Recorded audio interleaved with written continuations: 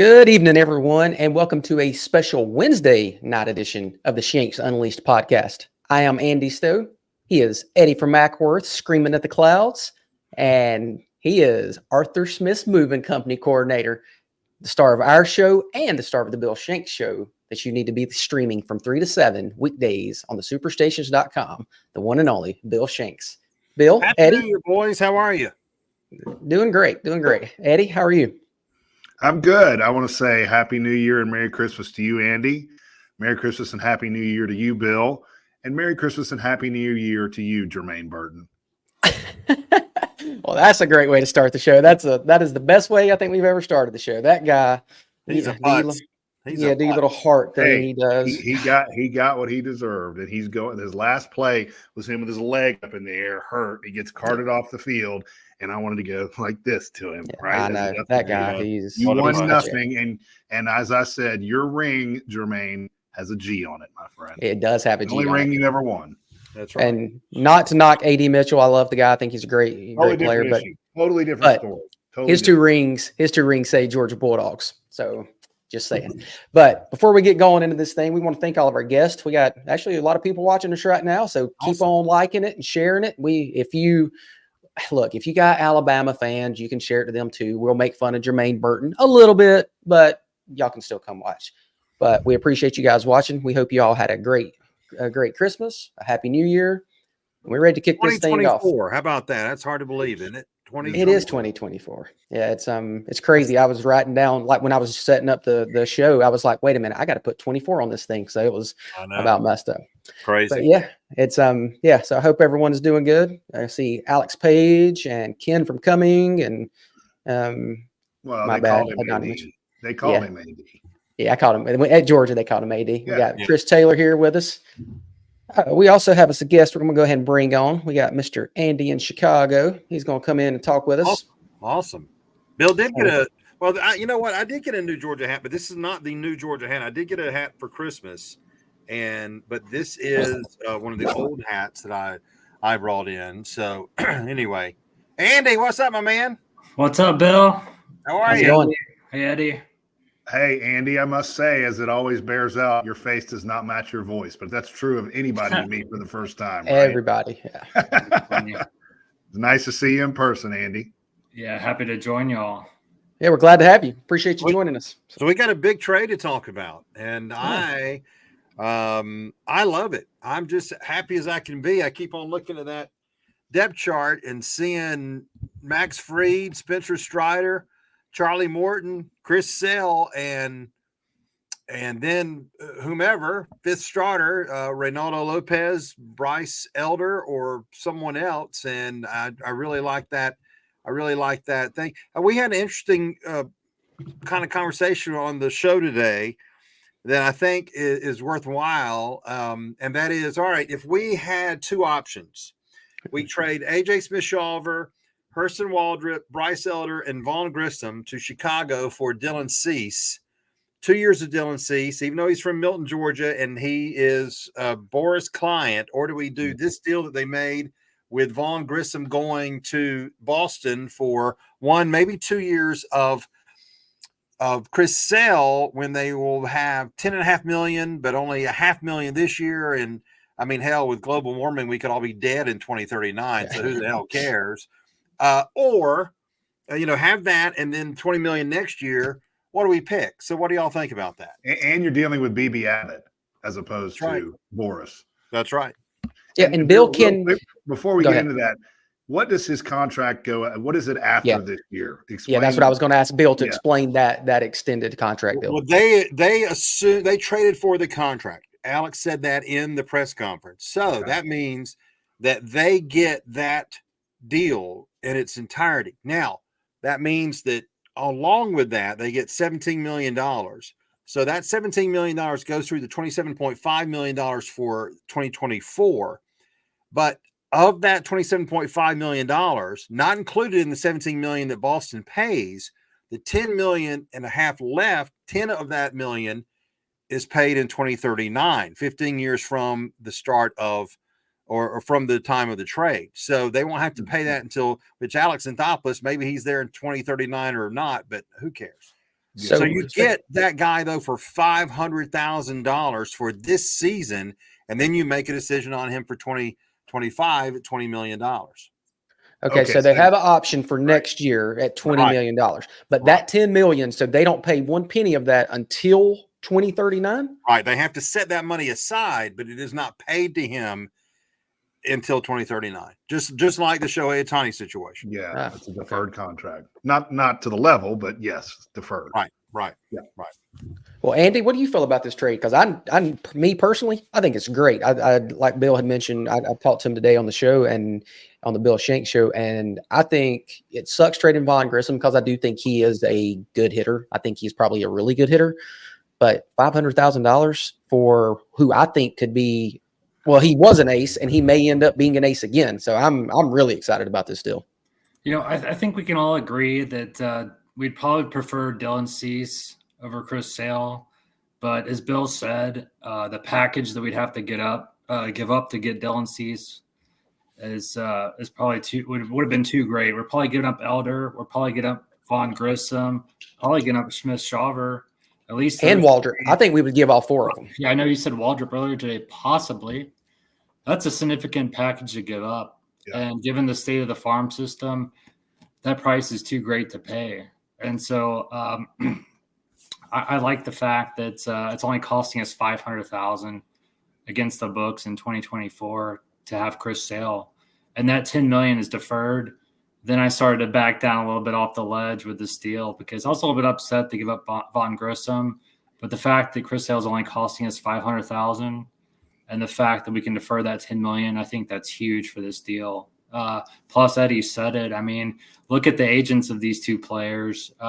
You'd like to have a player come in and be reliable and be somebody that you can control contractually for greater than a year or two. But you can possibly keep Chris Sale next year too, at $20 million if he proves himself to be healthy this year. And that's an option I think you like to have. Why did it hurt you so much to give up on Vaughn Grissom or trade him? Because to me, especially this year, he didn't have a place on the team unless, there's an injury, I don't think. But here's why, Eddie. Why? Yeah, I heard over that a little bit because, Ozzie Albies has gotten a little bit injury prone the last few years. That's a good point. I mean, he's gotten it's a hammy here or there. He's missing 35, 40 games. It seems like every other season's a good one for him, a good, bad. If you look at that trend with Ozzie, we all love Ozzie. He's a great player, but he's become a little bit injury prone. Plus, I like having somebody who can put up some good numbers. Grissom has a decent on-base percentage potential. It's much greater than David Fletcher, whom AA brought in here as a utility type guy. I prefer Grissom over David Fletcher. So, Eddie, I think that you can possibly could have put Grissom in left field too. If Kellenic struggles, then you've got an option out there. Plus, Zuna, if he gets hurt or he really struggles, then, you have an option in Grissom. I just like that versatility. I like having somebody who can put up decent on base and who's versatile. That's the reason why I kind of hurt to give up Grissom. Plus, the other reason why I'm a little bit upset to give him up is because there aren't many other hitting options that are readily available in the minor leagues. I mean, you go look through the Gwinnett roster, there's nobody who really jumps out to you. There's nobody else really in the minor leagues who's a hitter to me that strikes as somebody's going to be able to come in and produce fairly soon. So those are the reasons why I was a little bit upset initially when I looked at this deal. I agree with you. Yeah, go ahead, Bill. I was going to throw it to you because I agree with you saying that, but I don't know that Vaughn Grissom is good in a utility role. I think, and so I would not want him up in the bigs just sitting there playing one at bat every 3 or 4 days. And I also don't know that.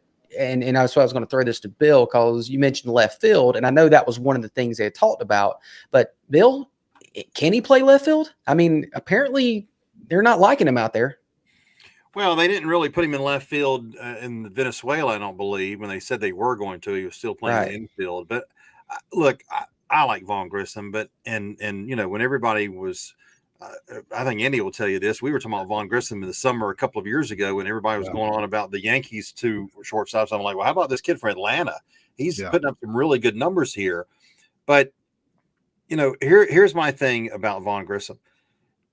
If he made the team as a backup, as a reserve, even as an Omar Infante, however you want to describe him, he was not going to get regular at-bats. How much less of value would he have had moving forward in the regular season to possibly use in another trade compared to now when he's coming off a pretty good year in AAA, and we know that this guy doesn't need to be in AAA any longer. So I think that they took advantage of the value that he had now. I was even worried when they didn't trade him at July 31st. I'm like, is he been so hurt by that defense that he has not got the value that he should have because of his offense? I agree with Andy in that this kid can hit. There's no question about it. Now, people going crazy because he hit a home run in his first game at Fenway Park does not mean that he's going to be, Dwight Evans, for crying out loud. But I think that you at least take advantage of the value that he has. And Andy's right as far as the immediate help in the farm system from offensive players.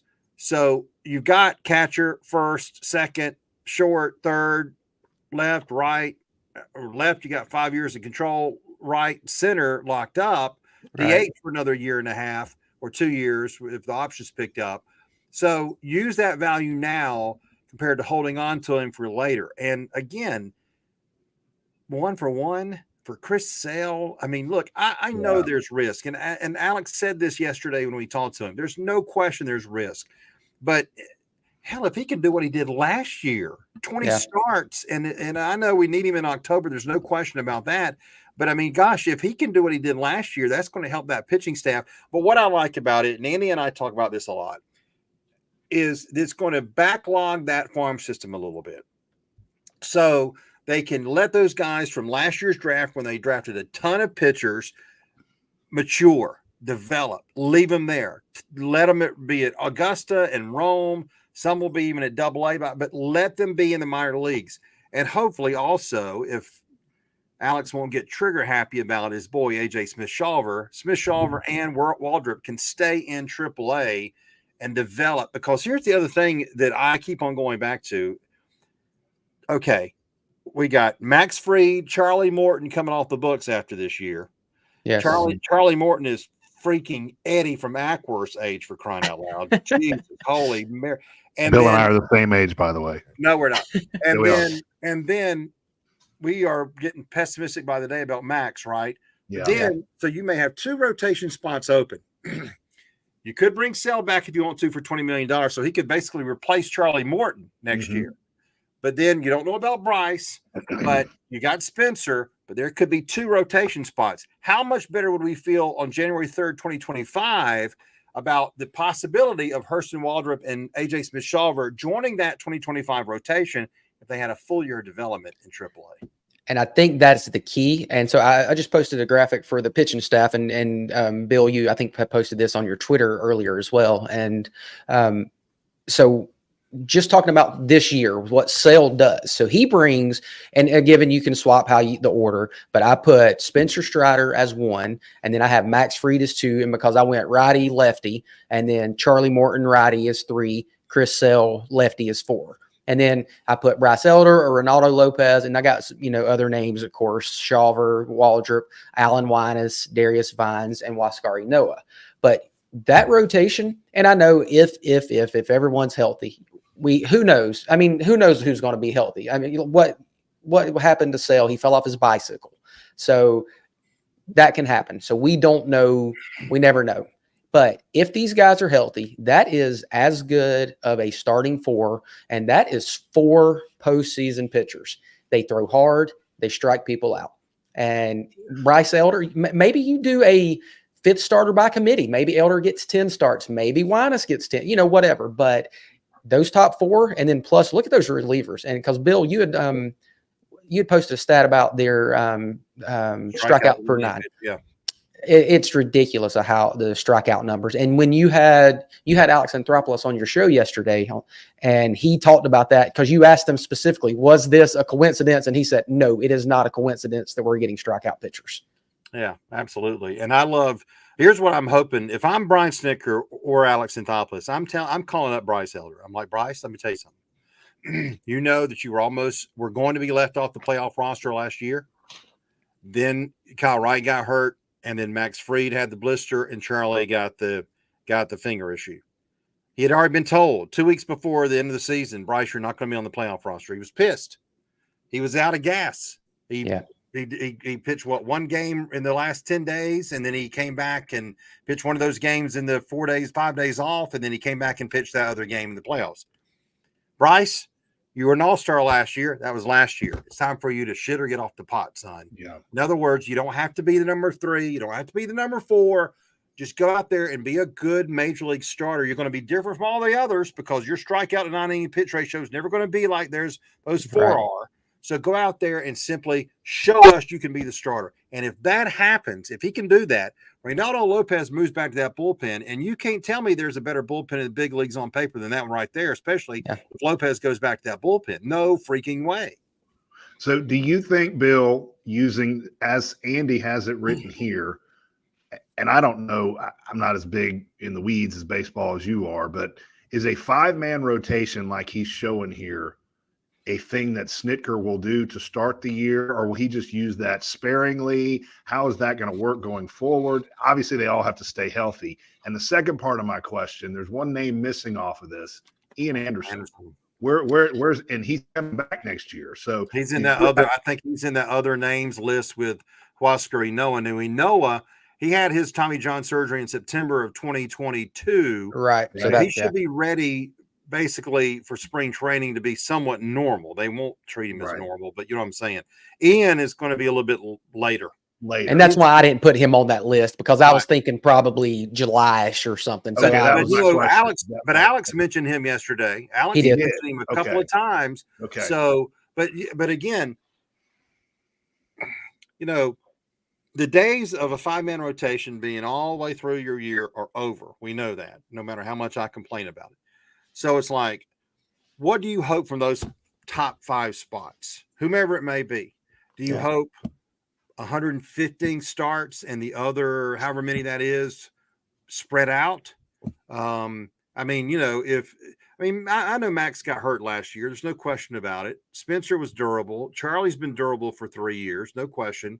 But I mean, what do you think about that, Andy, in Chicago? Do you try to say, do you go into the season saying, all right, our top 5 guys, we hope they make X amount of starts, and then we have a list of others with Darius Vines, Alan Winans, Ynoa perhaps, maybe Lopez if you have to swing him back over there, that may have to fill in if something happens. Is that the approach that teams need to take now in Major League Baseball? You know, we can debate this all day long, but I think that many of these managers and organizations baby pitchers. I think it should be really pitcher specific. And I really think that pitchers should be allowed to throw as long and as comfortable as they are, unless they say that I'm tired, I want to come out of the game, or I'm injured. I think they should be allowed to throw, throw 8 innings if they want to, 9 innings if they're performing. Why take them out? So I think it's really pitcher specific. I think each pitcher needs to be treated individually. I mean, we'll take Charlie Morton, for example, for a second. I mean, Charlie's 40 years old now, right? Or about to turn 40, I believe. Yeah, he turned it. I just think you have to treat him a little bit differently given his age and his injury history. Max Fried, I mean, he's a little bit of a different case now.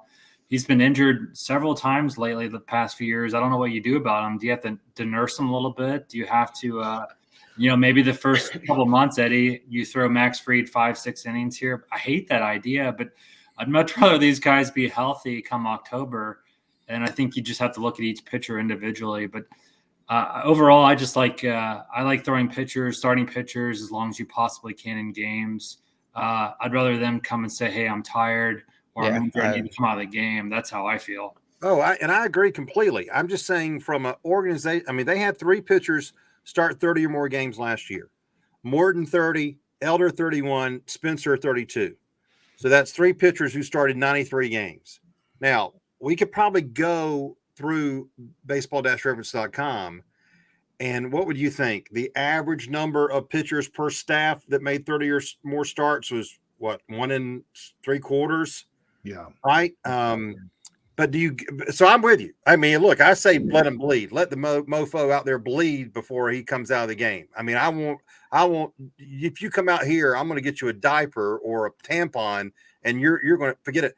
But realistically, because of where we are in the sport, do you even in your mind internally, privately, have to say, well, look, okay, sure, Sale had 20 starts last year, Spencer 32, Elder 31, Morton 30, Max 30 the year before last year, and 28 the year before that.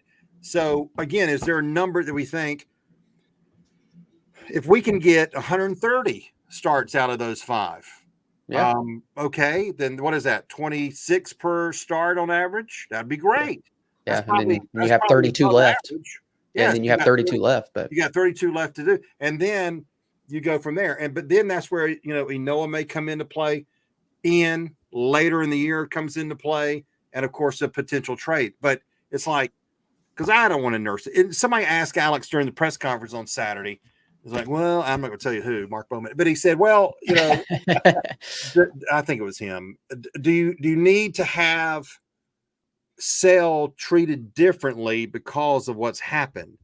And Alex said, no, we're letting him go. I mentioned today on your show, he's only thrown 150 innings in the last 3 years. His arm is probably fresh. He probably has more bullets in the gun. Maybe. So maybe, the fluke thing of falling off a bicycle, that craziness, maybe that's a good thing in the long run. Maybe his arm, because he's 34, is that right? It'd be 35. So maybe his arm is still a 32-year-old arm, just something. So maybe that's a good thing. So you can't, I think like Andy was saying, you kind of have to do it per pitcher and see where they're at and just kind of go from there. I think, I also like the versatility that how many starts does Lopez have? Does one of y'all know off the top of your head? You don't have to look it up. I can look it up. Big a deal. Oh, he had a couple of years where he had pushing 30 or over 30. Okay.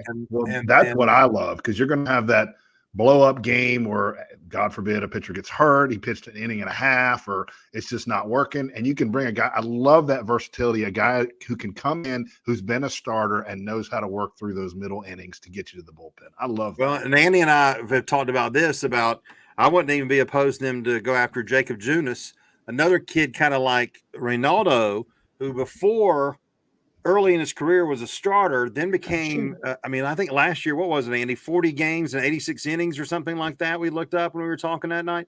I mean, something like that may be a good addition even on top of what they got already, because I completely agree. I mean, Eddie and Bill completely agree. Like, Seth Lugo is one name that, Bill and I threw out there at the beginning of the season. I mean, I don't think we win the 2021 World Series without Kyle Wright coming in and throwing 4 or 5 innings. What was it, game 3? I can't remember. But yep. I mean, having somebody who's capable, Eddie, as you suggest, to come in and give you 3-4 innings, and it's really about the postseason, because as you know, in the playoffs, if a starting pitcher gets off to a rough start, the manager tends to yank them. It's very reactionary. But you want to have somebody come in capable of throwing 3, 4, 5 innings potentially. And that's really what I like about Reynaldo Lopez too. It's that versatility. It's so important, especially in the playoffs.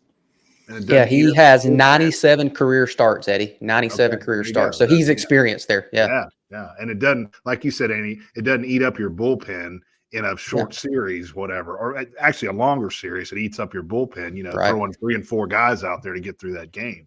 That's what I love. Absolutely. And I think that's where the game's going to. You've got to have those utility pitchers, bridge pitchers, whatever you want to call them, to make sure you're filling those innings, because whether it's the fact that these are strike throwers should help a lot. But, Alex even said, we want those strikeouts and not have to put the ball in play as much. So that may make the pitch count go higher quicker. Mm-hmm. So you got to have those guys ready to go, and because you almost have to have, to me, a 2-headed mindset: 6 months and October. Yes, you got to get through that 6 months, and then you got to prepare for October. Well, you do all you can to prepare for October, and then somebody's going to tear a ligament in their damn finger, or their freaking blister's going to pop up, and your plans are shit. So that's the way it goes. Well, yeah, I mean, like I said, I'm super excited about this Chris Sale trade. Like, I mean, we can all look up his numbers, but he's the fastest to 2,000 strikeouts in a career. I mean, that's he's got the 11.1 Ks per nine. That's the best of any starting pitcher in baseball in history. So I think it's a great deal. Like I said, I hate Von Grissom had to go, but I'm super excited, and we got 6 weeks until spring training, so I'm ready to see him report. Go watch this video. Go watch Sale's video, especially the game against Philadelphia in May. He was 96-98. The slider was unbelievable, just like he did when he struck out Mookie in the or whoever it was in the World Series. In the World Series that year, wasn't Mookie, it was somebody else. And then even there's video of him when he came back, and his stuff was crisp. So if they nurse him the way that, but look, Alex said on the show, we talked to a lot of people about Chris Sale. They'd gotten negative reports about Chris Sale. He was a schmuck or he was an asshole. He would, or that. So I love that too, because this guy burned his jersey, right? He burned his jersey. So, and Andy, you've heard people talk about Chris, right? Yeah, I want to talk about that for a second too. I was going to pose the question to all of you, just about his personality in general. And like you said, Bill, on your show, AA does a deep dive into each player's background and personality. But I sit up here in Chicago, and I sat next to 2 hardcore White Sox fans for 3 years on my last job. And most of these White Sox fans are very knowledgeable. They actually know their stuff, unlike many of the Cubs fans here, but we won't get into that. But they absolutely love Chris Sale up here in Chicago on the South Side. I mean, he's a very strong personality. He's a competitor. Bill told the story, and they still talk about it today. But I think the White Sox were supposed to wear some old retro jerseys on one of these Sunday games, I think, or something. And Chris Sale's like, he's not having it. I mean, he doesn't like the feel of these jerseys. He takes up every single jersey, cuts them up with some scissors, and says, I'm done with these. We're not wearing these today. I mean, this guy really wants to win. He's a competitor. I think the team's going to feed off of somebody like that. And Bill's written this, and some of the articles he's put out there. The Braves really need somebody like that. I think it's a little bit underrated, having a personality or two in that clubhouse who's won before, who's really competitive, and is going to drive that team and speak up. And I think Chris Sale might be that personality that we really need. And Spencer Strider. Strider's that weird. Strider, but I would also add to that Jared Kelenic. I mean, Alex has now got 2 guys who've injured themselves because they were so angry at their performance. All right. They're competitors. And you want that kind of, it's a little nutty. I understand that. But I mean, that's the kind of competition or competing mind that you want in your clubhouse right there. Right. Yeah. Mm-hmm. Absolutely. No question. I like it. I can't wait. I'm excited. I just think, I was worried they were going to go do something stupid like the Red Sox did with Lucas Giolito. Yeah, oh my God, $19 million for a 4.8. And I like Lucas. He's one of the ones that's got, I think, Andy, doesn't he have the 30 starts and the 200 strikeouts the last 3 years? I think he's on that list, but I ain't paying that man $19 million. Yeah. Holy shit. No, his velocity's going down. His stuff is in decline. I saw a Giolito pitch and into this past season in Cleveland. His stuff didn't look good. That's a huge overpay for that kid. 18 million. That's crazy. And you know what? If I'm sure whether it was before the trade deadline last July or now, the conversation was had with Max Fried. Max, should I go get your teammate, whether it's Flaherty or Giolito? And Yeah, I'm sure he asked him about that. Well, I see we have a comment from Mr. Ken from Cumming. He apparently, hang on. Who? Apparently, Ken from Cumming. Who's that? He does not want to talk about the Braves. I think he likes some other team out. Yeah, really. Yeah. You got an itch, Bill. That's a Ken from Cumming issue, right? That he likes the Dodgers. He just likes Japanese pitchers. There you go. Yeah, he made a comment earlier. Immigrants. But yeah, let's move over into the Georgia Bulldogs, and so we got a comment from a Gator fan. Falcons for last, so other F words can be used. Yeah, that is the worst F word. But yeah, we have a comment from a Gator fan. That's my buddy Kevin. He's a Gator fan. There you go. He's a Braves fan. I'll give him that. But he does pull for a high school football team. So they're consistent. They've lost 7 games 3 years in a row. That's consistent. There you go. Yeah, worst stretch since Charlie Pell. Give him hell, Charlie Pell. Yeah. How about that? I can't believe this. Sorry, Kevin. I can't believe the Gators have fallen as far as they've fallen. But What a shame. It does this to me, right? Just breaks yeah, my there you heart. go. He'll probably never watch us again. He told me, he was like, I really like Bill Shanks, even though he's a Georgia fan. He's like, I love listening to his show. I guess he won't listen anymore. So there you go. But so the Georgia Bulldogs beat the Florida State Seminoles 63-3.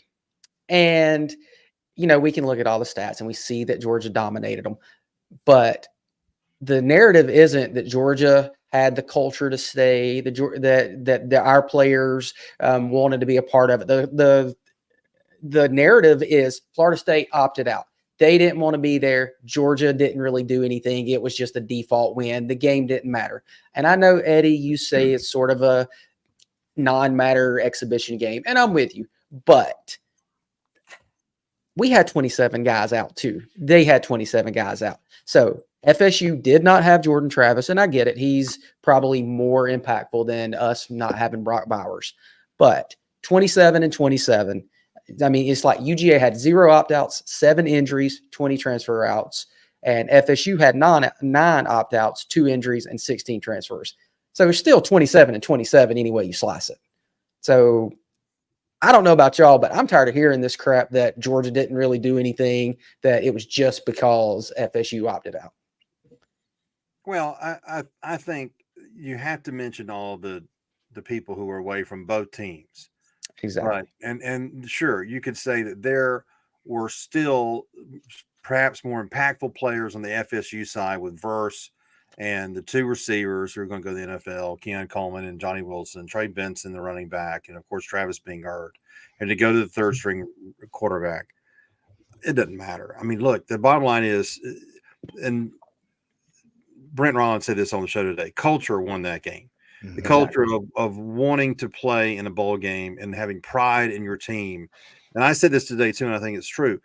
We need to have a little reminder to these players, whether it's through NIL money or speeches that include a lot of F words from Kirby Smart. Season isn't over until the final game is over. And that would be helped if they'd move the transfer portal window after the games are over. Exactly. The portal is in the middle of the game. So, I mean, that could have been disastrous for Georgia if FSU had all their players there. It might have been a lot closer we would have thought, because the depth was pretty much shot. Regardless, though, that's not going to happen at Georgia with Kirby Smart. He's got these players almost programmed to have pride in their season, have pride in what they do. And, look, I didn't worry about that going in. We knew they were going to kill them. I knew they were going to kill them regardless of who they had in there. Georgia's a great team. And I hate that they lost in Atlanta, because I still think, Brent said this again today, coaching, the roster, I mean, it's still hard to make a case that Georgia's not the best team in the country, but they lost. Yeah. One of the 4, at least one of the 4. At least one of the 4. And we'll see what the AP votes say on Monday, right? They're going to be 3rd. They might be 3rd. They might be 3rd. But, I think it's unfortunate that the excuse of, well, they lost by 60 because they didn't have anybody. Does that mean they were lost by 30 if Georgia had most of their players out?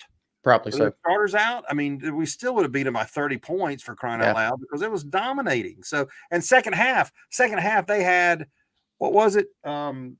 25 total yards. It was. So our 2nd, 3rd stringers gave up like 10 yards, I believe, to Florida State. So, hey, that kind of matters too, doesn't it? So sure it does. Yeah, let me see what that stat was, because I had that written down in my massive briefs here on the show. Georgia gave up 24 yards of offense in the second half, playing at 2nd, 3rd string defensive players. Okay, I'm not surprised, are y'all? No, and I thought Florida State's quarterback looked pretty good. We won that game. Do the job. We won that game by 60 points, and we didn't play UT Martin in the Orange Bowl. We played the Florida State Seminoles, okay? Yeah. And just like you said, I'll go one step further in the second half. We outscored them with our 2nd and 3rd stringers 21-0, okay? Yeah. So if you're an FSU fan, you ought to be really nervous, because I'm excited even more so about next year because of what I watched in the second half. This is the guys that are coming in next year to make an impact on this football team. and you're watching FSU in the second or the whole game, really, these are our guys next year. These are the guys we're going to ride with. They got their asses kicked, okay? And I will say one last thing about the margin of victory. I went into this game, Bill, I told you on the air, this is a I don't care game. I was just like, of course, my team, I'm going to watch them. I want Georgia to win, all that stuff. Meaningless game, okay? If they won by 21, everybody went 60 damn points. Yeah. They have scored now 65 and 63 points in 2 consecutive bowl games. This team is different. It's wired differently. It's built differently. And like Brent and you said, it's a culture thing with Kirby. It's unbelievable what he's got rolling in Athens right now. It's unbelievable. It's 118 points difference in the last 2 bowl games. 118 points. Can we answer Alex's question there? Yes, I did. Mike, I started it. Mike, stupid ass Griffith. He was the one that said he was getting. What was he? He was asking $3 million or 4? Yeah, 4. I think it was 4 million. Wasn't it? Was it 3? $3 million. Yeah, regardless, 3. Yeah, that's a lot of money. Yeah. Dumb. No, it wasn't me. It wasn't me. So I mean, that was ridiculous. Everybody knew that was ridiculous. You know, you got to consider this. I want to make one quick point on this. I mean, FSU had something to prove too, right? I mean, they were undefeated. They were champions of the ACC. They have the opportunity to come up against a powerhouse of the SEC. They have everything to prove too. Don't they want to finish the season in the top 4? They might not even finish in the top 5 now. I don't know. They just got blown out. But I think we all nailed it here. It's a cultural thing. I mean, look, you want to win. You want to end the season on a high. Plus, it's for recruiting purposes too. I mean, look at all these recruits probably gravitating more towards Georgia. I mean, look at what KJ Bolden said. I'm glad I was on the good side of this one. Yeah. I mean, those Florida State fans are dogging him for that too. They hate that. What do you think is going through Amarius Mims's head too, who went down there and was like, he got out of the car and went back to Athens, you know, but he almost went down there. Yeah. No, it's just a difference in what Kirby, how he has it going versus how and it's not just Florida State, but you could tell Kirby said, okay, we're not in the top 4. We're going to prove that we should have been. Florida State, on the other hand, they said, screw it. We're not even going to do anything. And they kind of proved that maybe they shouldn't have been in it, because if that's your mentality, not to go out and try, and like Brent was talking on your show today, Bill, and he was talking about they were just handing the ball off, not even letting the quarterback throw the ball. You could tell they had no desire to even try to score. Like they just didn't want to be there. So no, they didn't care. And that's just never going to happen again. I think, I've always said the Alabama game in 2015 was a great loss because it showed Kirby what he had to deal with coming in a couple of months later. I think even the national championship loss showed Kirby that he didn't want Gary Coleman and Hervé Villachez as the cornerbacks anymore. He wanted tall Lannister. and I think, you know what? I think that Texas loss in that bowl game, when all those guys opted out, made Kirby know that there was a new narrative that he was going to have to form, that this shit ain't going to happen every December. If we're not going to be in the national championship game, we're going to be in one of these other bowl games. And like I said, the season's not over yet. And if you're going to go somewhere else, and again, that's an NCAA or a organizational issue that needs to be addressed. I think that was what Kirby was trying to say, is that shouldn't be allowed for those players to do what they did to pop off their team in that time period, because they're not going to play in the bowl game. But so I think it's just different in Athens, and that roster, let me tell you, they still have work to do. That roster looks great for next year. Bring it on. I'm going to post this in the chat if you want to come on and join and talk with us, because Alex Page is making some good points over here about staying and stay and play and leave and sit. And that actually brings us to my next topic I want to ask you guys about. So we saw Julian Humphrey today. Well, he announced he was going to the portal. He didn't. Then he went to the portal, and now he's not in the portal, and he's coming back to Georgia. So that's this roster management. We don't know what's happening from day to day with player to player. So my question is, are we about to have contracts? So let's say 5-star quarterback Bill Shanks has offers from UGA, from Florida, from Alabama, Clemson, whatever. You have all these offers out there. And Georgia says, I'll give you a 2-year guaranteed contract but you have to play every game? Or is it going to be that we just see these guys go to another school and they get a 4-year contract? So are we going to contracts on you have to play every bowl game and you have to be there for 2 years guaranteed, no opting out, no changing, no portaling out after a certain amount of time? Is that coming? Yes, I agree. But I think the one thing you have to think about is if when you open that door, the labor laws, There we go. state labor restrictions, state labor. I mean, you got all kind of things you got to worry about, but I don't know how it's not going that way, because I mean, if that five-star player you want to lock in, all right, so what happens if he comes and he's Faton Bowden and you want to get rid of him? You got him locked into a contract. It's like, Right. Oh crap, what are we going to do? So, I mean, I think there's all kind of consequences that you have to think about, but it's got to be, and then the part of the problem is the NCAA not hooking onto this early on is these states have had individual NIL restrictions and rules that may be okay for Georgia, but not okay for Alabama or vice versa or whatever. There's California. no uniformity in it. And right. So if there's no uniformity in it, that means you have ways of circumventing those restrictions that other teams have to deal with. So, but I don't know how it's not coming to that. I don't know how you don't say to KJ Bolden, for example, let's use him as an example, or the Ellis Robinson, you're the number one player at your position. I don't want you to transfer. I don't give a damn what you do at the University of Georgia. I want you for 3 years, sign the contract. Well, if it's presented that way where it's a multi-year contract, because you got to remember, I think Nick Saban was the first one that kind of let us know about 15 years ago, these are 1-year contracts. Yeah. These scholarships are 1 year, So if you go down that road of contracts that are layered, or even take all the other stuff away, even the clause I said about you've got to play in your bowl game or you're not getting your final payment. Right. You're going to have that on paper. Ain't nobody going to pay attention to that crap. Right. Alex Page, what's up, man? What do you think about that? How y'all What's up, doing? Alex? Good afternoon. Happy New Year to you all. Bill is on point with what he's saying about the contracts. And the other thing too is that they obviously are 1 year. In terms of also, you trying to potentially wanting to run a kid off who's basically quote unquote not performing to your standard, or not performing to not only your standard but to his talent level as well. So obviously you could write that in the contract. No different than what occurred with Michigan State and Mel Tucker, where he violated a clause in his contract and he's no longer employed and he's fighting to get his buyout money. So you can make it work, but I mean, in essence, they're already, like Bill said, they're already, as he quoted Nick Saban, they're already contracts. It's just a matter of, do you want to, have it in writing that someone sticks around for a certain period of time, and obviously have clauses in there to where it stipulates, hey, as long as you are of good standing and you fighting to, play to your talent level, because it's one thing to be of good standing and not play to your talent level, because you either want to stick it out with that player, or you want to run them off, tell him to get in the portal, as has been told, right.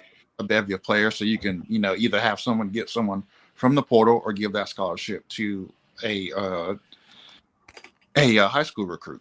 So You see, I'm gonna jump in here, Ken, real quick before you go. I'm gonna disagree with y'all. I don't think it's going down the contractual road with you, and it's because they're student athletes, right? Bill brought up the labor laws. I did it in quotes, but they're still student. Hang on, Eddie. Did you hear Kirby? Did you hear what Kirby said? I don't know what part you're talking about. It was it was in the post game of the Orange Bowl. He said we need to decide if these kids are still student athletes. Okay. That is, I think that's the change. If the coach is saying it, For him to bring it up, doesn't that tell you what he thinks already? That we've been I've been saying it's minor league football. Don't give me this scholar athlete bullshit. I know, but they still bullshit. As it stands right now, they still are. They would say, if I was a big time coach and I said you need to move the transfer portal because it's not at the right time, they would say, well, we've got to have it so people can enroll in winter quarter. Right. Shit. How many of those players really care about that? I don't think they do. And even you look at now with the playoff expanding, it's going to go until January the 20th or what, it's going to go into 3 weeks into January next year. So we're getting past student part. That student part, I think, is soon. I know, but it's still there now. And the other thing about the contracts is you look at the coaches. The coaches get these buyouts. The coaches leave their contracts all the damn time. The other thing, what if you bring in a kid, you sign an NIL deal, he's not as good, coach ends up benching him. Hey, this is part of my contract. I need to be playing to help this NIL money. Where do you go with that? So I just don't think. I think there's too many ins and outs on this contractual thing. I don't see that happening. What do you think there, Ken from Cumming? Nice title. I think that you're in a situation where these are still universities, and at the end of the day, that you are not going to be able to put these guys in an employment agency no matter what anybody wants. I'm not a lawyer. Eddie, you've got a lot of good friends who are lawyers that can, and let's go back to Alan Judd. But I don't think there's any way in the world they're going to sign an employment contract with these guys. No. Okay. I don't. All right, so let me ask, kind of piggyback on what you're saying and what Alex said earlier. I think Alex is he's either in a coma. Oh, there he is. Okay. We stunned him to the point where he was. So, if a team says, if FSU had told KJ Bolden, what we're giving you is guaranteed for 3 years. What Georgia's giving you is guaranteed for 1 year. What's in the best interest of that player to get stuck in a contract where he's going to have the money no matter what, or not have the flexibility to get out of it? He wants to get out of it after 1 year. And the difference between a scholarship and a contract is this, right? Mm-hmm. Yep. Yeah. I think we're in a situation where you're going to have to separate the two, because you've got player performance and you've got the universities that are going to want to separate themselves, that do not want to be any way connected to what these guys are doing.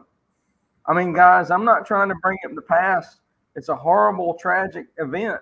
But a year ago, let's think about what we were dealing with, right? Yeah. And, I just don't see any way that they are going to connect themselves to these guys. I don't. There's going to be some. Listen, there are so many incredibly talented lawyers in this world. I'm going to say, guys, you know what? We're going to draw up this really, really fine line, and this is where you're going to dance, and the rest of you guys can all go pound shit. Because I'm sorry, that's what we're going to deal with. I'm sorry. So how do they structure the deal for the NIL if it's not a contract and yet it's tied to, for example, staying through the bowl game? How can they do that? I think it's just a bag of cash. Here's your money. So the under the table, don't tell, don't ask, don't tell. Exactly. So we're kind of going back in time. So basically, what everybody's able to do now is what Auburn used to do. Is that what you're saying? Stetson Bennett handed out Zaxby's sandwiches, for God's sakes. Yep. Right? Yeah. He got paid how much money that day? $700,000? No telling. Man, I'll hand out every chicken sandwich in the world for that. So, hell, I'd be better eating it. To hell with that. That's a good point. Raising Cane's. It was Raising Cane's. That's right, Alex. That's right. Yeah, bippity boppity boo. What can Canes do for you? That's right. That's what it was. Right. So, yeah. Well, yeah. I mean, I don't know. It's changing. I mean, you hear in Kirby's voice when he talks, all Nick Saban, you hear all these coaches. It's rapidly changing, and I think that's why we see coaches what we're leaving. dealing with in this world is that you are going to see in the next 3 years a situation where you're going to have 50 collegiate football teams that are going to say, hey, we want to play big boy football, and we're going to pay millions of dollars, and that we are going to do everything to make this like an NFL structure. Yeah. And everybody else is going to fall off to the side. They're going to have their own little championship, do whatever the hell they want to do, but you're going to have 50, 60, 70 teams that are going to have these alumni, Wisconsin's, Big Ten, whatever. Yeah. Hey, basically, almost sounds like you're talking about Florida State right now. Yeah. With what they're with their lawsuit. It is. Get out of it. Hey, Andy, I know we're going to move to the Falcons here in a second, but I got to do this before we get off the Georgia Bulldogs. We got to do this. I want each of you guys to pay tribute to one of the greatest, in my mind, Georgia Bulldogs, who announced he's going to the NFL, and that's one Brock Bowers. Yeah. I would like to go around this room and for each of y'all to name your favorite Brock Bowers play. Go ahead, Bill. He was suspended in midair. He was a unicorn. He didn't do The yoga move. The earth stayed still for a minute, and he was in midair. And I remember looking down from the press box saying, is he going to fall at any time in the next 30 minutes? Yeah. I mean, that and to me, the 75-yard run as a running Wait back. a minute, you get one. I know. Why don't you take 5? Why don't you just do 5? Hey, Bill? dipshit, what's the name of the podcast? Thank you very much. No, I mean, I thought about that one. The run, the 75-yard. Who was that against? Kent State, right? Yeah, Kent State. Okay. Yeah. I mean, that was. I said today we were looking in the press box like, what the heck? That was a tight end that just ran like that. Yeah. That was crazy. Yeah. But when he's suspended in midair, I mean, they ought to do a poster of that. Yeah. You know, that would be a great picture to put in your Georgia room. All of us have these rooms. I would have that picture up here in a heartbeat because he's just in the air. We don't win that football game unless he does that. Absolutely. We don't win the national Turn it on championship. down right there. No question. No question about it. That was a huge first down, right? Yeah. Huge. How about you, Andy, in Chicago? What's your favorite? I got one for you. This one probably won't be on any of your radars, but I believe it was his freshman year against Georgia Tech. And I think it was maybe second or third quarter.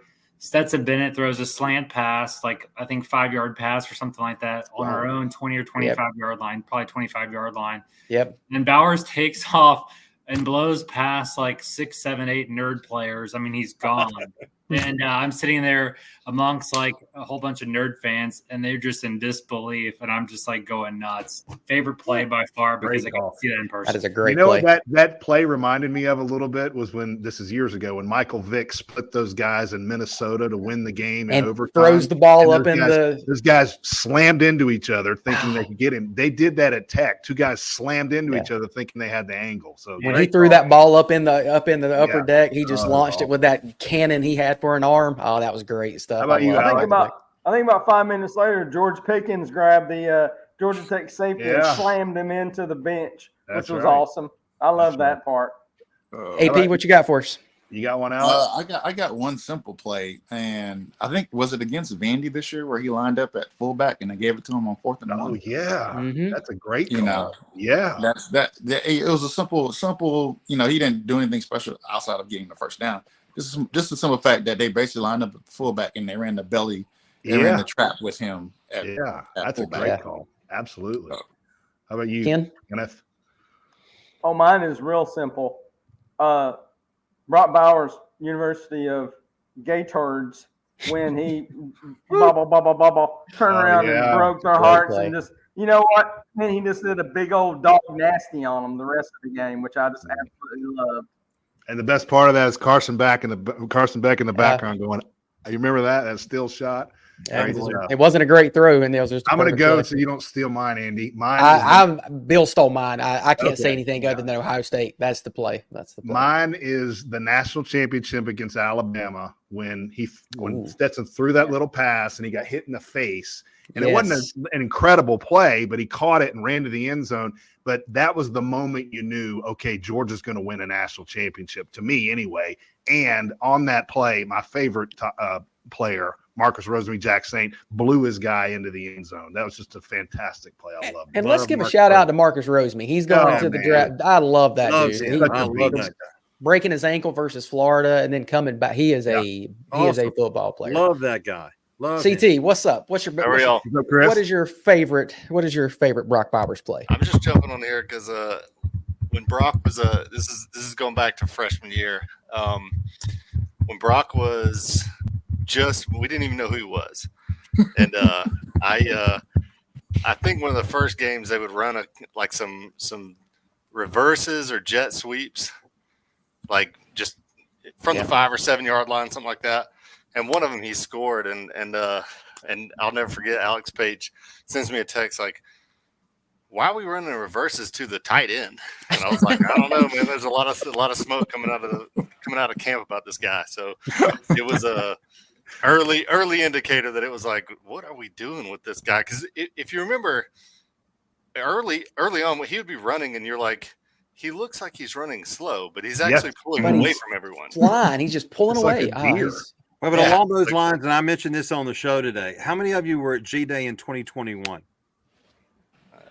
I went to that one. 2021. So there were two players who were incoming freshmen who were really focused on in that G-Day game. And one of them was Brock Bowers.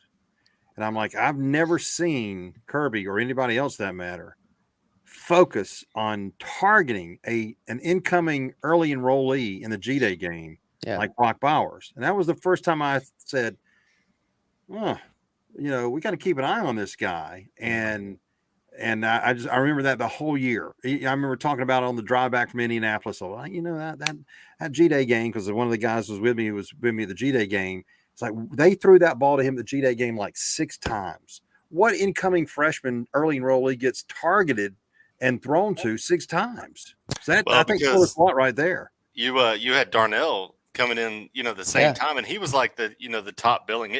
It's a little bit like a Keith Todd Marshall, Gurley, Todd Gurley Keith Marshall. thing. Yes. It's like, Keith comes in and rightfully so is the name, and Todd is like turning heads as the other guy. And Darnell kind of had that spot where it was like, we're all watching him, but they didn't throw that ball to Darnell in 2020 like they did to Brock in 2021. Right. It's like in camp they were like, but we got this Brock guy. Bill, was it you? Bill, who was the other? Go ahead, Alex. Yeah, that's what I was going to ask, Alex. Who would have been? It was one of the receivers. Who was the freshman's receiver? Was it Burton or Mitchell? I think it would have been 80. No, 80 Mitchell might have had a big. I think it was 80 Mitchell. I don't want to talk about Jermaine Burton. Well, I mean, that was the other one. There was 2. I think it was 80 Mitchell. I think you're right. I think it was. So, it was 80 Mitchell. Then it was like Adonai Mitchell. In Austin, Texas, he's known as Adonai. Jermaine was on the 2020 team, so it was AD Mitchell, Adonai Mitchell. That makes sense. sense. I love Adonai. He's he seems like a good dude. Great. He's a great player. And this spring, though, when was Oscar Delp a freshman? Was he? That was last year spring. Okay. Yeah, but he kind of got some love there. He did. 2022 GD game, he got some love. And because I think Brock had a shoulder or something, right? He had surgery, and so they were, So, All right, good. Well, I'm glad we did that. I wanted to pay tribute to old Bowers. He deserves it. Yeah, and he's like I said, I love. I mean, all these guys that are leaving, they're just a lot of good players, a lot of good dudes. They seem like they're just great guys. Can you imagine the first time that Brock Bowers walks on that field at Sanford Stadium at Dooley Field for a in between first and second quarter trophy presentation? They're going to lose their shit. Yeah, it's going to blow up. It's going to be unbelievable. I mean, it was so loud when Stetson came back. Yeah, right. Because I had run to the bathroom and I knew there hadn't been a play. I'm like, holy crap, have we been attacked by terrorists? Scored touchdown. Right. I mean, yeah, my God. And all of a sudden they're like, somebody came in and said, Stetson's down there. I'm like, oh, okay. I mean, I could hear it through the walls. It was so loud. So can you imagine Brock Bowers though? I mean, that'll be ridiculous. Well, guys, we got a few minutes left, so we got to go to that F word that Bill loves to say and just gets the blood pumping. So the Atlanta Falcons, they got blown out 17-37 by the Chicago Bears, and they're now 7-9, third in the NFC South. If they win and go 8-9 and the Bucs lose, the Falcons will go to the playoffs. So my question is simple. I know we do. I know we all hate the New Orleans disaster. I'm sorry. Go ahead. Eddie, you've got to answer this first. No, you know what? Bill hates them probably more than you do. Bill, do you want the Atlanta Falcons to lose to the New Orleans Saints so that will basically assure that Arthur Smith is out of this place? Yes. There you go. Piss on him. Piss on Arthur Blank. Piss on all of them. And I won't say GOSAINTS, but I do not want the Falcons to win this weekend at all. I want him gone. Yeah. Eddie, can you? Go Saints. I did throw up a little bit there. No, I'm with Bill, but here's my fear, Bill. Does it guarantee? I think he's coming back. No, he's not. Bill, you've had people on your radio show this week. Rick Flatford was on there. The team who would not say that he's gone, no matter what. This is how Blank operates. He's an idiot. Yep. I'm with you. 100%. I'm not arguing with you, Bill. Yep. Oh, that's great. No, look, I believe it when I see it. But here, okay, and Chris Hefner, who some of y'all who listen to my show know is the anti-Shanks when it comes to the Falcons. He's going to say everything opposite, and that's fine. He has come over to our way, and he's like he can't imagine a scenario where he can come back, and because Carolina's not going to beat Tampa Bay. And it'd be our luck. They beat well, us. I just don't think that's going to happen. But look, there is no reason to bring him back. No redeeming factor. What is the argument to bring this guy back and to have him return for another year? And you get through all the other stuff and come down to the question. We know all 7 of us can probably agree, and everybody can agree they're going to have a new quarterback next year. Do you want this guy to pick that new quarterback? No. And do you want this guy to coach the new quarterback? No, I don't want him to coach Westfield in South Bibb County. Yeah. He's AP? What is he? And I asked Brent Rollins, who's a lot smarter than I am, and probably all of us are about football today. I said, I know I keep on going back to this, but in August, we go through all 55,000 scenarios in August, and I said, okay, Falcons, if that quarterback situation is a dumpster fire, if Taylor Heineke's a backup, everybody got all horny when Heineke. He's a backup for crying out loud. He ain't going to do nothing. And it's like, if Desmond Ridder is awful, let's just say that's how it plays out. Regardless, if he's awful, can they still make chicken salad out of chicken shit with the fact that they've got 3 skilled players they took for first-round picks and a 5th rounder who became a 1,000-yard rusher as a rookie, and Cordell Patterson, who's the most underused player on that team? Yes. Can they not make something out of that, even with a game manager? And I know, okay, well, he's still got to throw it if you're going to use those guys, but my God, they haven't scored 30 points one time in 3 years that this offensive, innovative mind has had the team as his head coach. And there's no logical explanation for that except he doesn't know what he's doing. Hell, run the damn Wildcat. Set the quarterbacks on the bench. Anything. But you got skill players like that. You've got to utilize them effectively. And he did not. There's no way. I mean, and as Chris Hefner again said today, it's like, don't you know that Cordell Patterson sitting there, why in the hell is Kadarius Hodge getting targets and I'm not? Kadarius Hodge, and it's like, what about Kyle Pitts? I think Jonnu Smith's a good player. He shouldn't be getting targets from freaking Kyle Pitts, the number 4 pick in the draft. And they don't even target Kyle Pitts in the end zone. I mean, he's a freak of nature and size. Alex, is there anything that this guy has? Let me ask go ahead, Chris. I don't really have much to because I basically concur, or I see all the points made by Bill and Eddie. Just sitting here listening to Bill and go down the skill players on offenses, you could argue that Arthur Smith has had more talent on this offense than he had when he was coordinating offense in Tennessee. Absolutely. Outside of Derrick Henry running back. Absolutely. So, because the whole time when he was in Tennessee, the whole issue was, hey, we need at least one weapon outside just to loosen up the box for Derrick Henry. And it still didn't matter because Derrick just carried him to the dang playoffs every year. And he also had Ben Jones blocking for him at center and Taylor Lewan when he was healthy. So yeah, I can't defend Arthur Smith. I mean, I wouldn't be surprised if he were to come back for another year. I wouldn't be surprised if he were to be let go on Monday. So, let me tell you, if he's brought back for another year, I'm going to make radio history on Monday at 3:00. We are going to have to do a YouTube show on Monday, or your radio show will be and I think canceled. Bill. He's going to do that at 3:01, the radio station is going to be flatlined. Yes. The Federal Communications is going to shut it all down. That's what's going to Hey, let me ask you all a question because I don't have a photographic memory of the season, but I know Carolina was a late loss, right? So the rain game. What were the other games where it was like final possession, meltdown in the last how many were there? Oh, geez. Washington was that way. Vikings too, right? Vikings were that way. Yep. Arizona was that way. That's right. Arizona. Tampa Bay at home was that? Yeah, that's what Tampa Bay. Yeah. So just strictly from a devil's advocate, I totally agree. I think he should be gone. Don't say it. Don't say it, Chris. You want me to kick him off? You want me to kick him out? Think about how close you are to 11 wins. 12. I mean, it's like but that means you have to say that if not for Koo, you don't have shit.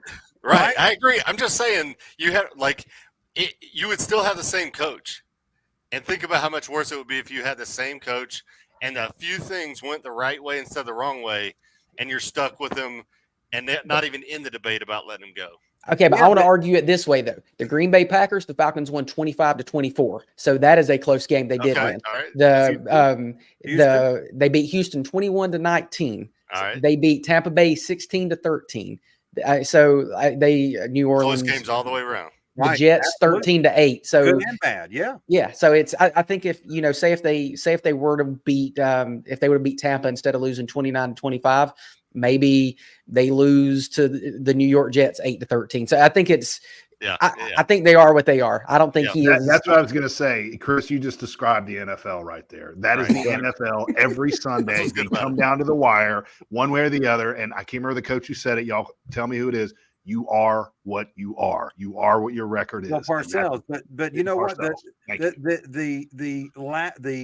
I had it written down a couple of weeks ago. The number of games where Koo has had the game win or go ahead or game ruining kick, and within the last 2.5 minutes of the game is he's won 7-7-7, right? He's won 21 games. It's like half of that. Right. Yeah. Have been on ending kicks in the last 2.5 minutes of the game. I mean, so a lot of close to, but Arthur Blank could sit there because I'm sure, Chris, that's exactly what Arthur Smith's going to say, right? Oh, yeah. He's going to plead his case and say, Mr. Blank, everything's close. And you know what? If Arthur Blank, Gomez, Adams from the freaking Adams family has any balls that haven't fallen to the floor, he could probably say, well, you know what? If I hadn't had good people around me at Home Depot, it would have been Arthur's hammer shop. Yeah.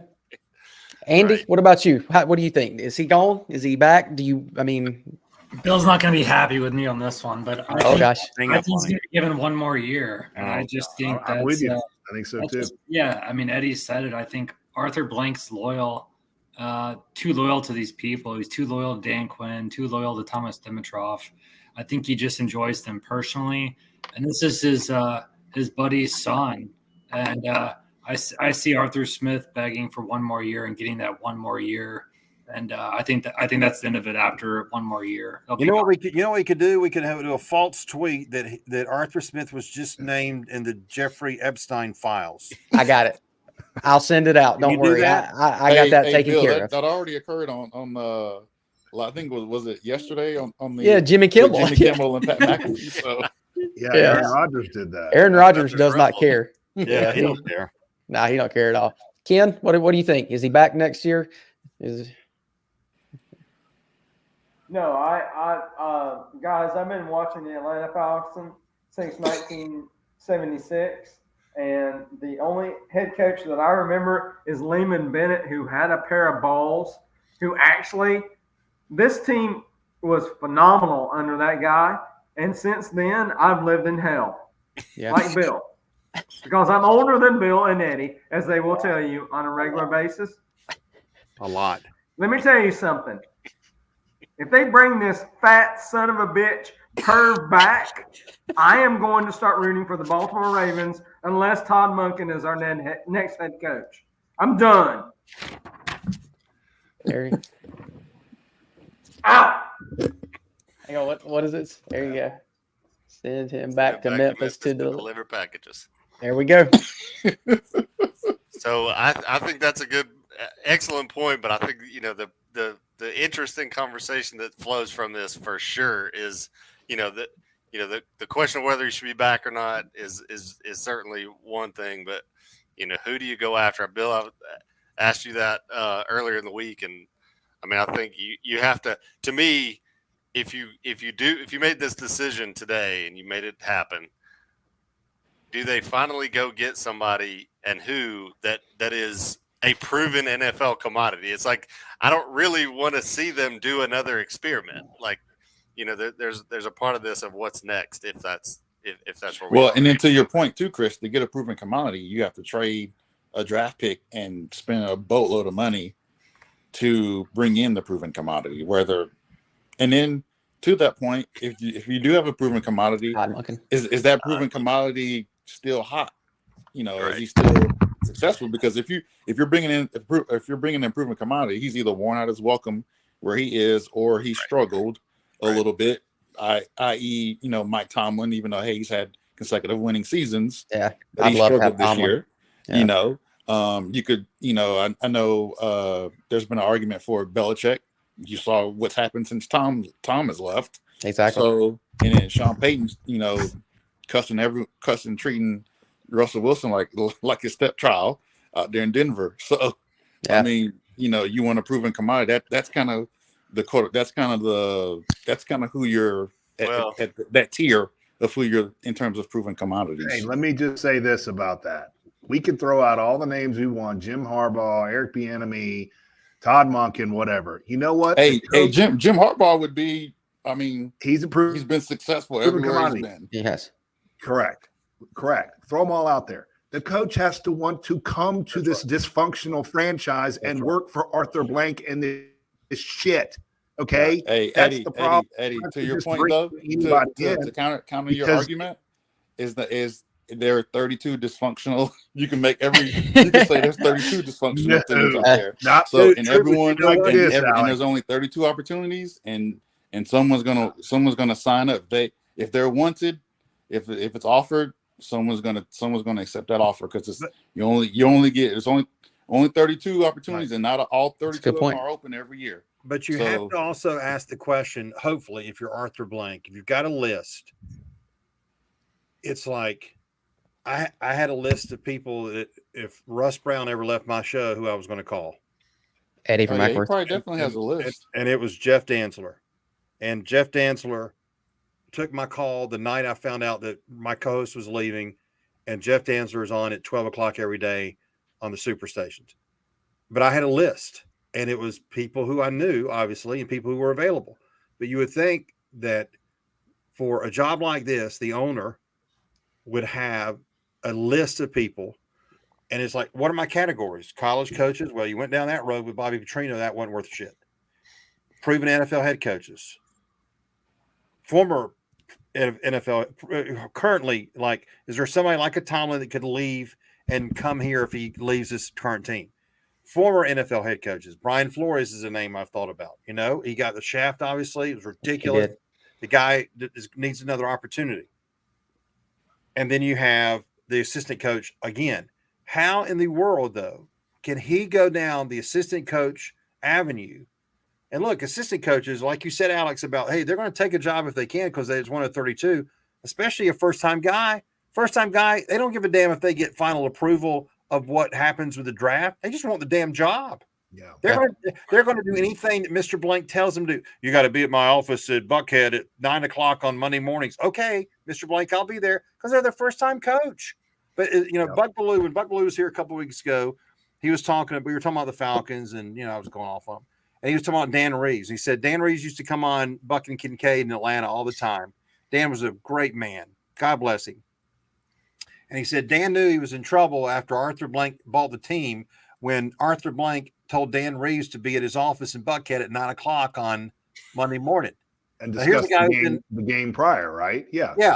And it's like, hell no. I'm not going to do that. An established coach is not going to do that. So is that why he stayed away from established coaches? Is that why he won't touch an established coach? That's a fair question, isn't it? Yeah, that is a fair question. But the other thing is, though, is you, like I said, you have to overspend. You got to do what Denver did to get Sean Payton. I mean, to get someone that's currently an established coach, that's had success, that's at a team to where he's kind of quasi maybe worn out his welcome, or there's ready for a split to occur, then you're gonna spend a boatload of money, not only financially but also from a draft capital standpoint to get that guy. And you don't want to give up. Last thing you want. That's why you don't see that often, and it's rare that it ever occurs because no one wants to give up a first round pick for an established head coach. Well, but like the thing is that when Sean McVay said today that he was not going to, that he would be back with the Rams next year, I kind of like, well, darn. Yeah. But he would be perfect, right? An Atlanta kid coming back home. From that standpoint, yes. But from the way I know the situation out there, the situation is perfect for him.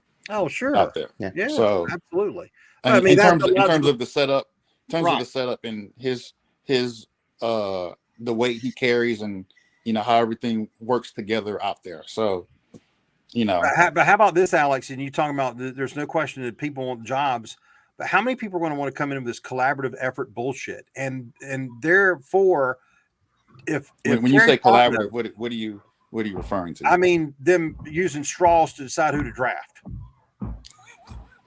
Yeah, they're going to want the coach is going to want to be able to say, I want to get this guy. And we don't know who's been in charge. Coaches always have say in who gets drafted because Right. they're the one. Sure. They're the one that's coaching them, and they're the one they're fitting that player into their scheme. Right, but if you ask any question of the Atlanta Falcons and Terry Fontenot and Arthur Blank and Arthur Smith and even Rich McKay, who's a cancer, who makes the decisions on this football team? They go in that collaborative effort.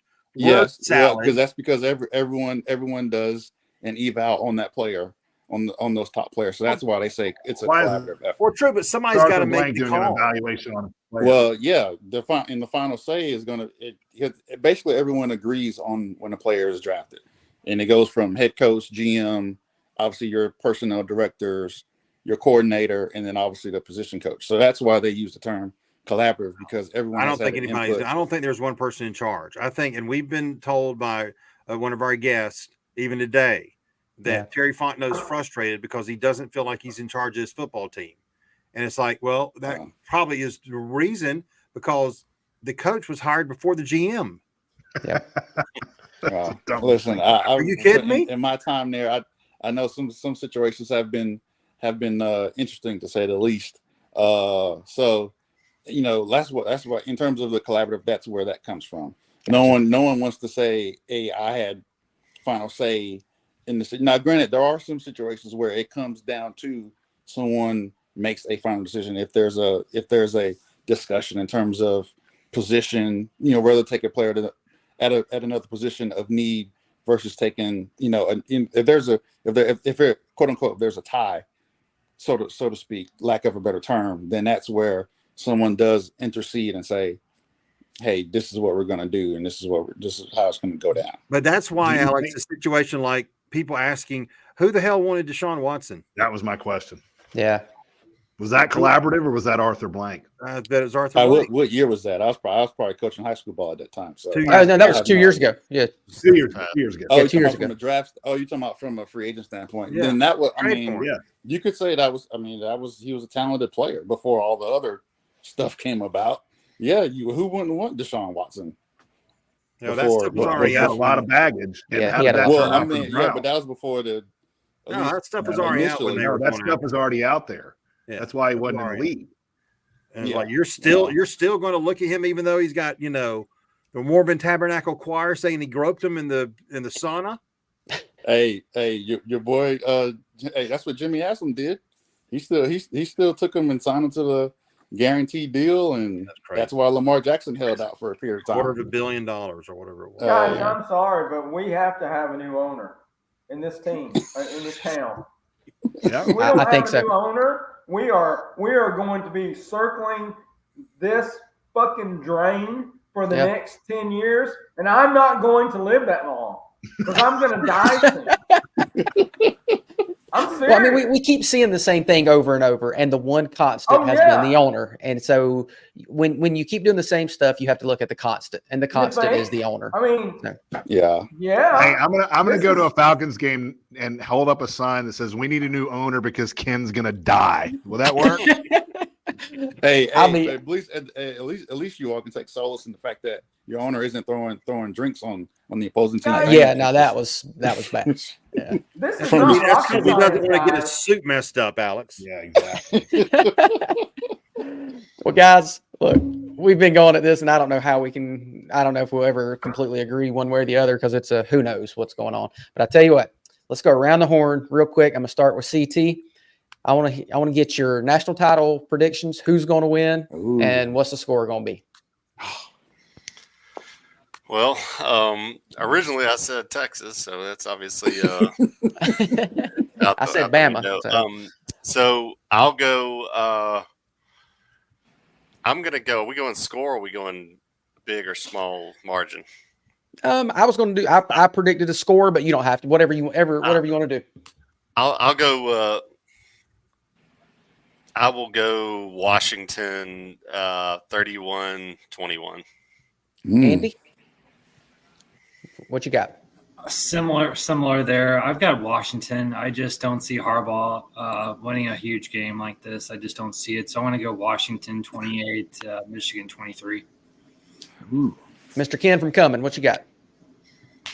You know, I hate Jim Harbaugh. He is a cheating son of a bitch from hell. And I'm going to tell you what, though. I watched him on the sideline. He is scary. He's like the devil. Michigan's going to win this game. Their defense is inspired. Their team, I'm telling you, they're locked in. I love Michael Penix. I want Michael Penix to come to Atlanta. He is phenomenal. If that is a guy that the Falcons could get their hold on, I know Jaden Daniels is all this and all that with the shake and the bait. I want a guy who can drop back in the pocket and take 2 steps and throw the ball fucking 40 yards down the field. All right. So here's my prediction. Michigan's going to win 34-31. Oh, wow. Alex Page, what you got? Oh man, I'm gonna lean the way of Andy and Chris and go with Washington and similar scores to what they put up. If Michigan's offense puts up that many points, then it's basically going to be a shootout relative to similar to how the Sugar Bowl looked. Eddie from Mackworth. Bill, I predicted 55-7 on the Dogs. I was closest on that. I also predicted this game. If you go back and look, I predicted Washington playing Michigan. So give me a little kudos, Bill. Come on. I don't remember what I had for dinner tonight, much less what you predicted 37 days ago. Well, I'm going to ride with Washington. I've liked them all year long. I picked Penix to win the Heisman. I know he didn't, but that was my pick. And I picked Washington to play Ohio State at the beginning of the year, Andy, on our show. You did. Yeah. So I'm going to go Washington 28-14. I don't think Michigan gets out of their own way in this game. Wow. Bill. I'm on the fence about it. I don't know. I mean, I'll make a pick here and say Michigan now. I think Harbaugh's crazy good. I think he's crazy ... good. He's crazy and good, but he's crazy good too. And I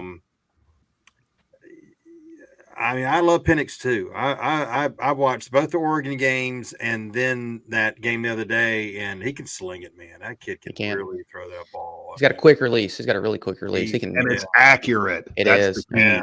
It's accurate. What I mean, not that we have a quarterback coach with the Falcons, but what if a quarterback coach in the NFL really got him and really worked with him? I mean, and really refined those skills, because he's not going to run very much, right? He's had those injuries, but I mean, he's got a gun, I think, and I enjoy watching him play. I wouldn't be surprised at all if he wins. I think we're going to get a really good football game. I'd be surprised if it's more than 10 points. I think it's going to be close, and I think these are two. I don't think they're the two best teams in the country, but I think they are. I think they are two really good football teams, and like Monday, I think we could have really good games, which is great. You know, if we can't have our team there, at least have a good game worth a damn. Yeah, and it's not Bama again. Right. Yes, it's not Bama. Well, I think I'm taking Michigan. Watching them what they did to Bama on their defensive line, I thought, and they sacked Milroe 6 times or whatever. I think they're going to get after Penix, and I think he's not a statue in the pocket, but I don't think he's as mobile as Milroe. No, I think they're going to hit him, and I think they're going to sack him some. And so I got Michigan in a high scoring game. I got them 37-34, and I think they'll make a play and win a high scoring game. Wow. I wouldn't be surprised by that. I really wouldn't. I think they're good teams. I really do. I would have felt better after watching those 2 games the other night. And I know it's easy to say because they lost. I would have felt much easier. There's no doubt Georgia would have beat Alabama if they'd played them again somehow. Yeah, I agree. Georgia wasn't going to lose to Alabama twice. There's no freaking way. And I think Georgia was better in Texas. Yeah, me too. I think Kirby Smart is. I'm not big on Sarkisian. I think he's a douche. But yeah, I think Georgia would have had more difficulty with Michigan and Washington compared to Texas or Alabama. So that also has me hoping that there'll be a good game on Monday. Yeah, I'm with you guys. I think it's going to be a really good game, and I think Georgia's still the best team in the country. So, with that being said, guys, we want to thank everyone that's watching. This is the most viewers we've had since we started doing this thing. So we appreciate everyone that's watching. Again, we hope you have a great new year. I want to thank everyone that's joined us. We got Chris Taylor, and you can see his Twitter name is @CTaylor0780. We got Andy in Chicago. What is your Twitter account, Andy? Straight Stats MLB. We got Bill Shanks loves Artie Smith. What's your Twitter handle over there, What Mr. dude Ken? you are, Ken from Cumming, you dumbass. How do they follow you on Twitter, Ken? Whatever. No more. Well, follow Ken at whatever. That works. No, it's isn't it at drinkinginrightnow.com or what is it? Yeah, pretty much. Alex, how do they find you on Twitter, Alex? UNK Streets with a Z. You can find Mr. Eddie from Ackworth at Eddie Mattingly. And obviously Bill Shanks is at Bill Shanks. Iron. Ooh. He's going to the gym when we get off of here. So. I did it before he didn't went on. He's going to get on his elliptical. Just shut up.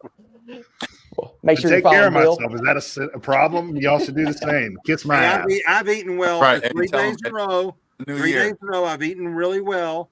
I did not go walk today because I've been really busy, but I've eaten well 3 days in a row. I had boiled shrimp tonight. So I've had low carb for 3 days in a row. So I'm doing very well. I had brisket and collards and salad today. So I'm doing better. We're all very proud of you, Bill. Thank you. With brisket. Brisket. Yeah, send us some of that brisket. That sounds good. Yeah. Yeah. Well, everyone, like I said, we appreciate it. Do us a favor, like this video, share it, subscribe to our channel. We're trying to grow this thing, so we can't do it without you guys. We appreciate it. I want to thank everyone again that joined us tonight. And hey, go Dawgs, and we'll see you next time. Hold on. Before Thank you y'all. click it, I'm going to say something, and then you click it. Andy, you ready? Okay, hang on. Let me get ready. Okay, I'm ready to end the stream. Fuck you, Arthur Smith, you son of a bitch.